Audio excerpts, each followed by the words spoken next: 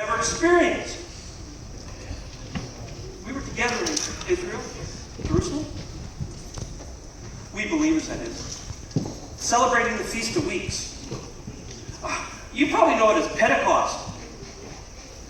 Jews had come from all over Israel, even the world, to be there. Anyways, I stray from the point. We were at Mark's, preparing to start off with the day's activities, when suddenly, it sounded like a wind was blowing. It was a violent sound, as if a storm was about to ravage the city. And it filled our ears until I thought they would burst. I looked up, and there was fire all around. Not that anything was burning. The fire just hung in the air. It was beyond belief.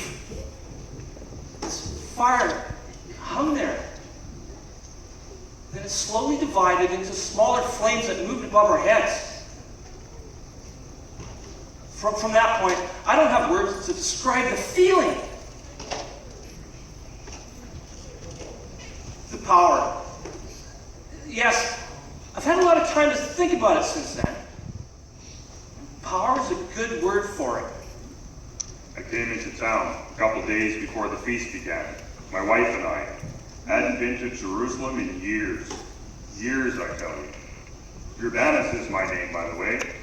I was selling rugs in Corinth back then, but decided I hadn't been away for a long time, and thought Jerusalem during the Passover would be great. Yeah, I know. Things were a little unsettled there, what with the crucifixions and political unrest, but what do I care for such things?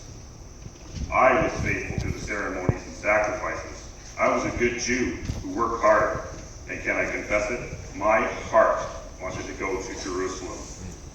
I've been everywhere by then, all the big cities, but that city, oh, it had soul. So there I was with my wife walking down the street, and we wandered right in the middle of this commotion. I thought the Romans were taking someone up again, but it was just a bunch of Galileans standing around, shouting at the crowd. Normally, I wouldn't have thought that curious enough to stop, because Galileans, as a rule, don't impress me much. They're fairly unsophisticated, if you know what I mean. I figure they're drunk, try to push on, but my wife is tugging at my arm, and I realize these Galileans are talking in a variety of different languages. Everybody, no matter where they're from, understood these guys. Like I said, Galileans are fairly unsophisticated. I've only known a few who could complete a sentence in their own language, let alone someone else's. But there they were, and I was stopped in my tracks. And then one of them stood out from the rest and spoke with such power about the prophet Joel and a person called Jesus, who they considered the Messiah. Jesus told us it would happen. During our last meal, before his arrest, he asked the Father to send a comforter to us. I'm John. I was there. And after he arose from the grave, he said we must stay in Jerusalem until we were empowered from on high. None of us knew what that meant, or what to expect. The last thing we would have imagined would be to march into the streets during one of our most holy feasts, preaching in languages we had never learned, risking arrest and possibly death at the hands of those who tried to kill our master. We, who ran at his arrest, cowered at his crucifixion, and doubted his resurrection, were proclaiming him in full view of the world without fear or hesitation. Then Peter, oh that Peter, stood and preached loudly and boldly. I knew Peter could be loud, but not quite so bold.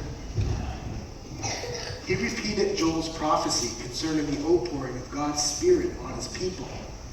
He proclaimed Jesus as both Messiah and resurrected Lord. He explained that all of them, like us, were guilty of his crucifixion. By the power of the Spirit, he spoke, and 3,000 were added to our number as believers. My wife and I were two of that number. Peter's words were strong. He indicted us all for having crucified the one sent from God, the Messiah. That day we took into our lives this strange new belief, the fulfillment of all we were as Jews. Shortly after that, I moved from Corinth to Rome, taking my faith with me to be shared there.